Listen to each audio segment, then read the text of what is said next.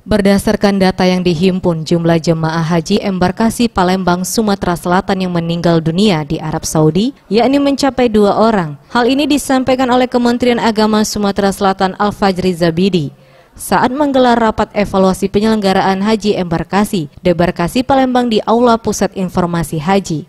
2 jamaah dari 7.165 orang yang berasal dari Palembang tersebut, yakni Hasan Husin Syamsuddin, warga Pedamaran 5, Kabupaten Ogan Komering Ilir, wafat pada 30 Juli 2019 lalu.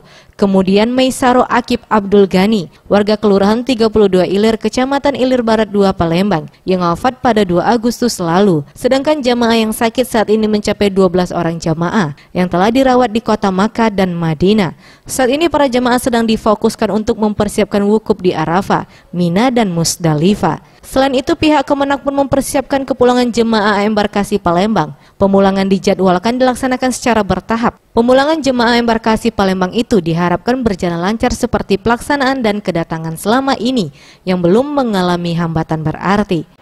Dan sampai sekarang dari jumlah jamaah 7.165 Palembang itu 2 yang meninggal, 1 dari Kabupaten Oki, 1 dari Kota Palembang. Kalau untuk penyebab meninggal sendiri karena apa? Memang sakit? Gimana? Karena sakit atau kenapa? Karena sakit. Karena sakit. Alhamdulillah ya, seluruh jamaah menurut laporan akhir kontribusi kita yang ada di Tanah Suci, bahwa seluruh jamaah sekarang sudah terkonsentrasi di Mekah dalam rangka persiapan untuk wukuf Arafah, kemudian ke Mina dan Musdalifah. Tim Liputan Sriwijaya TV.